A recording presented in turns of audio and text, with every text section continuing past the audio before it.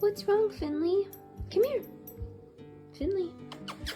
The shelter staff had already buddy. prepared the end-of-life paperwork, thinking that this deaf and 16-year-old dog did not have many days left. But they were completely wrong. Henry was a walking ghost weighing 43 pounds. He had severe visual impairment in his left eye. He also had deafness and aggressive cancer growths wrapping his weak body. When they took him out of his kennel in Oregon, he could barely stand up. His weak legs could hardly carry even his frail body.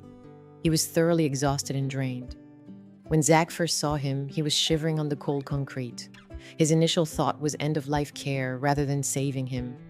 Zach just wanted this worn-out soul to spend his last days well. However, what happened on his first day at home defied all medical logic. Zach carried the fragile dog directly to the backseat of his car, refusing to let him ride alone in the front. Henry just collapsed onto the upholstery, his ribcage rising and falling with heavy, jagged breaths.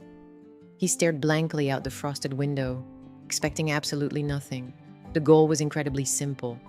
Get him home, let him feel the thick fibers of a warm carpet, let him sleep in peace. On the first night, Henry slept without moving, tightly wrapped in a warm blanket. The morning lights had covered the house. Zach came out of the bedroom, going to where Henry was with curiosity and negative scenarios in his mind. Then he encountered an unexpected sight. Henry's big head was up, standing tall. With his cloudy eyes, he was tracking Zach's shadow reflected on the wall. Stretching, he held on tightly to the carpet with his front paws. As the hours passed, the severe physical tremors decreased. A week later, Zach took a big risk and the tumors were surgically removed. It was a terrible risk for an old dog, but Henry didn't just survive the surgery. He practically strutted out of the veterinary clinic. Zach discovered new things in Henry every day. Because the will to live had come, he obviously had many things on his mind.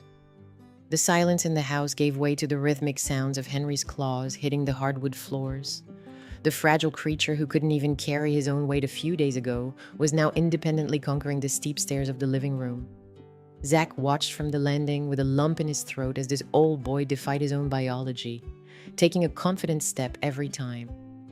If a rescued soul has ever turned your whole world upside down when you least expected it, you know exactly what Zach was feeling at that moment. 47 days later, the end-of-life care paperwork was permanently thrown in the trash. Adoption applications from strangers who knew his time was limited were piling up on the kitchen counter, but Zach already knew the truth. You don't give family away. Henry wasn't just surviving his final chapter. He was actively rewriting I will defy you, say you love. and subscribe to my channel.